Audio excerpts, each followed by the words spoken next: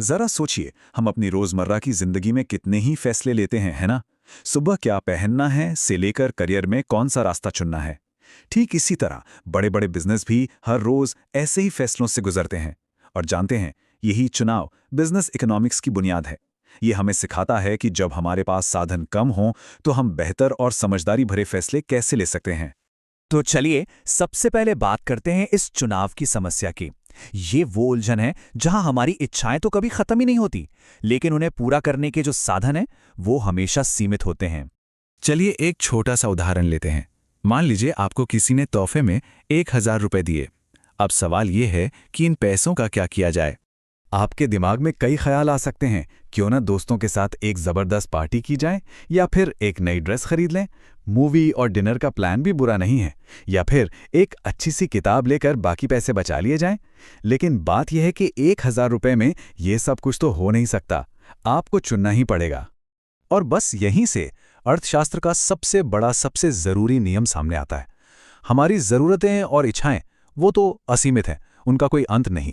लेकिन उन्हें पूरा करने के साधन, जैसे पैसा, समय या कोई भी संसाधन, वो हमेशा लिमिटेड होते हैं। और इसी संघर्ष को, इसी बैलेंस बनाने की कोशिश को मुख्य आर्थिक समस्या कहा जाता है। यानी अपनी अनलिमिटेड इच्छाओं को लिमिटेड साधनों के साथ संतुलित करना। इसी कमी की वजह से हमें अपनी प्राथमिकताएं तय करनी पड़ती हैं और ये चुनना पड़ता है कि हमारे लिए सबसे ज्यादा जरूरी क्या है। तो इस रोजमर्रा की समस्या को सुलझाने में जो विज्ञान हमारी मदद करता है, उसे ही हम अर्थशास्त्र या इकोनॉमिक्स कहते हैं। ये हमें कमी में सही चुनाव करना सिखाता है। अगर सीधे सीधे कहें तो इकोनॉमिक्स ये पढ़ता है कि हम, मतलब इंसान और पूरा समाज, अपनी अनगिनत इच्छाओं को पूरा करने के लिए अपने सीमित साधनों को कैसे बांटते हैं। एक तरह से ये चुनाव का विज्ञान है। और पता है एक मजेदार बात, इकोनॉमिक्स शब्द असल में एक ग्रीक शब्द ओइकोनोमिया से आया है, जिसका मतलब होता है घर का मैनेजमेंट। जैसे एक परिवार अपने बजट को मैनेज करता है, ठीक वैसे ही अर्थशास्त्र बड़े पैमाने पर संसाधनों के मैनेजमेंट से जुड़ा है। चलिए अब देखते हैं कि इकोनॉमिक्स के यही सिद्धांत बिजनेस की दुनिया में कैसे काम आते हैं और बड़े बड़े फैसले लेने में कैसे मदद करते हैं। जरा एक बोर्डरूम मीटिंग के बारे में सोचिए। माहौल एकदम सीरियस है और कंपनी के सीईओ एक बहुत बड़ा सवाल पूछते हैं। एक ऐसा सवाल जो कंपनी का भविष्य तय कर सकता है। ऐसे ही बड़े और जोखिम भरे फैसले लेने में बिजनेस इकोनॉमिक्स मदद करता है। लेकिन तभी एक बोर्ड सदस्य बाजार की कड़वी सच्चाई सामने रखता है। कंपटीशन बहुत तगड़ा है। यहां एक भी गलत कदम बिजनेस की नाकामी का कारण बन सकता है। और फिर सीईओ का जवाब आता है, जो किसी की भावना या अंदाजे पर नहीं, बल्कि पक्के डेटा और एनालिसिस पर टिका होता है। और दोस्तों, यही है बिजनेस इकोनॉमिक्स। ये इकोनॉमिक्स की थ्योरी को बिजनेस की प्रैक्टिकल दुनिया से जोड़ता है।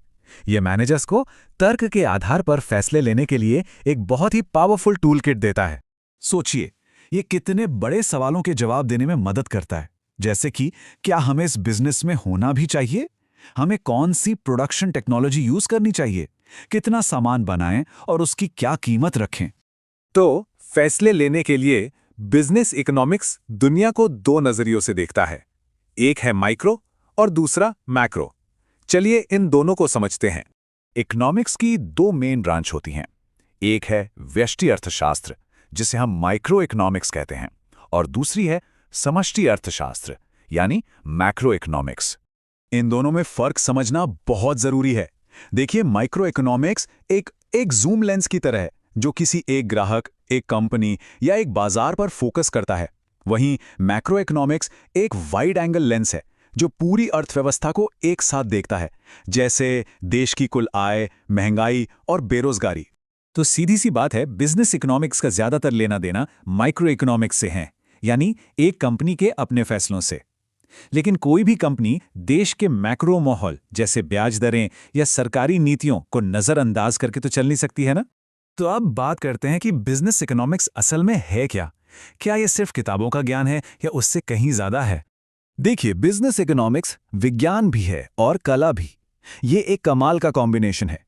ये फैसले लेने के लिए हमें साइंटिफिक मॉडल और डेटा तो देता है, लेकिन असल दुनिया की अनिश्चितताओं में इन मॉडल्स को सही तरीके से लागू करने के लिए अनुभव और क्रिएटिविटी की भी जरूरत पड़ती है।